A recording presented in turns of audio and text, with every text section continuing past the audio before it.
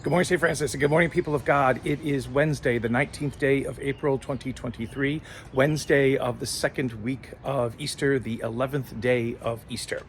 Coming to you from underneath one of the pergolas that were put in as the new part of the St. Francis Memorial Garden, or no, the St. Francis Garden, or Francis Garden, or Franciscan Garden, the garden where the Franciscan saints are going to be placed in different places so that people begin to learn a little bit more about our Franciscan heritage. The pergolas are very nice, picnic benches and little Adirondack chairs, things like that, to come and to sit and reflect when it's nice weather, like it is today. It's going to be a little bit warmer today, but it's going to be nice all around in one way.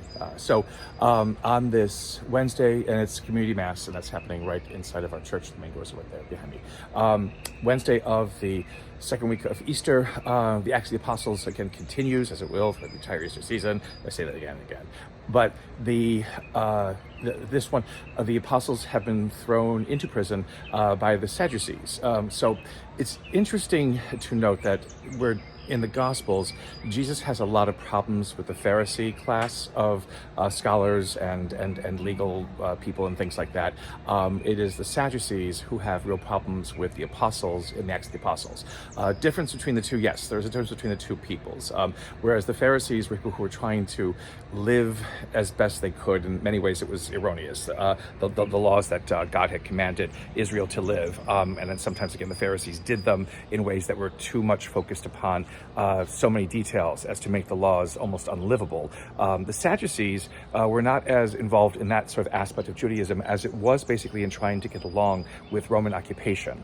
And again, the Sadducees are perhaps faulted because they got along with Roman occupation just a little bit too much, and so they became much more satisfied with sort of the benefits that you could get from cooperating with the Romans that may have in some ways jeopardized a lot of what Judaism was meant to express and meant to understand itself to be as the people in relationship with God. And so the Sadducees class are the ones who are kind of ruling Israel at the time. They had an origin for the high priesthood and things like that. And this will all come to an end when Israel is taken and destroyed. Jerusalem is taken and destroyed by the Roman armies because the Sadducees could not stop those who were traitors to Rome and who were zealots and who were trying to be revolutionaries to overthrow the Roman occupation. So a little bit of history lesson there. So anyway, the Sadducees have tried to arrest the apostles.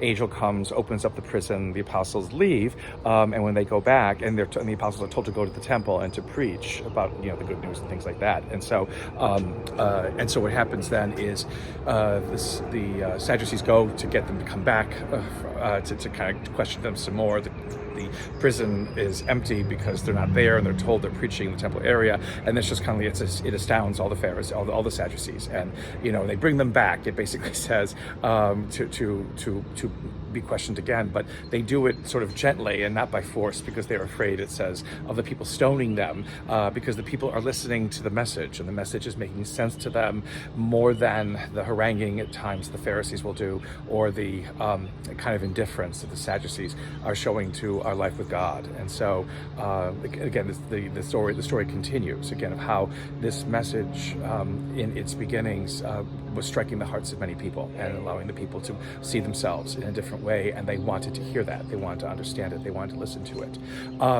In the gospel today, we continue with the meeting that Jesus has with Nicodemus, that Nicodemus has with Jesus, and here we have the great line that is quoted so many times, and you wonder if people truly understand what it means and how to live out of what it means. It's that God's love for the world sends the Son, not that it may be condemned, but it might have life, through the one that God sends, Jesus the Nazarene, Jesus of Nazareth, the anointed, the risen one, the Christ.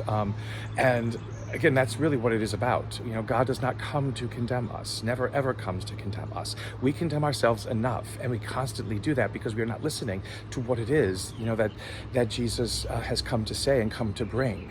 It is a gospel of life, a gospel of hope, a gospel of understanding, a gospel of peace, a gospel of forgiveness, a gospel of moving on with our lives and not getting bogged down in the pains and the hurts and the sadness that so many times we seem to enwrap ourselves in because we think that is better to live in that way before God than it is to live in joy and happiness and wonder. Easter again shows us that our lives are meant to be in that garden, that we are never meant to be thrown out of any garden, that we are the ones who throw ourselves out of gardens because we are the ones who ceaselessly misinterpret what it is that God is trying to tell us to do, and God is trying to make us believe about ourselves. Easter is the time to begin to believe the more about ourselves always, what we can become, who we can become, what it is that God asks us to become, and out of that realization to continue to further God's message of love and hope in this world. A continued blessed Easter, St. Francis and people of God. May the Lord give you his peace.